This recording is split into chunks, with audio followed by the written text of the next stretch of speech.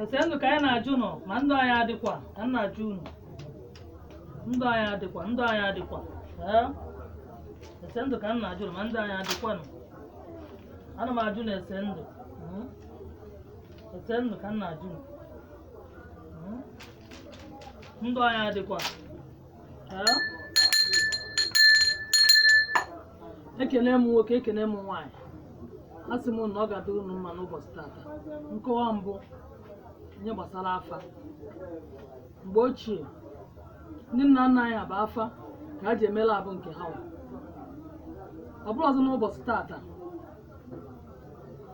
Ọ bụrụ na arụ na ahịa gị ije n'ụlọ ọgwụ bifo dọkịta emetụ gị ka ọ ga-eme gị labụ. So labụ anyị na-eme tata bụ ndị ichie, ndị nze na ọzọ, ndị omenala bụ afa. Onye bụ afọ ugiri a labụ ndị ochie ndị nna nna anyị ha na-eme bụ afọ ugiri. Onwe ka ihe si na-eme n'obodo, mana onwe ihe na-eme n'ezinụlọ, mana onwe ihe na-eme n'isi ụmụaka gị. Gbaa afa mara ihe na-eme na ndụ gị, mana ihe na-eme na ndụ ezinụlọ gị, mana ihe na-eme n'obodo gị n'ebe ụmụaka gị nọ.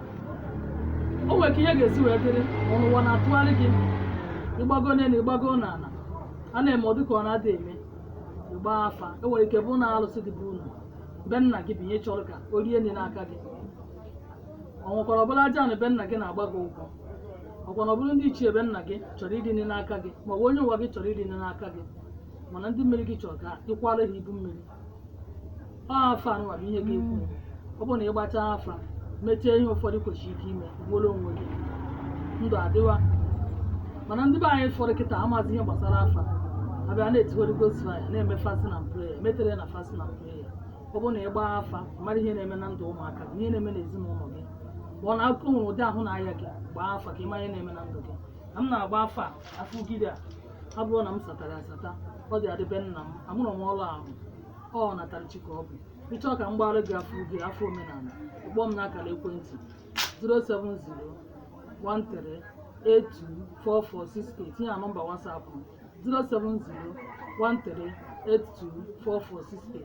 Ya gaziere nwoke, ya gaziere nwaanyị. Aka m bụkwa nwanne unu nwaanyị Gogbe Mmiri Eze nwaanyị. Asị m ya gaziere nwoke.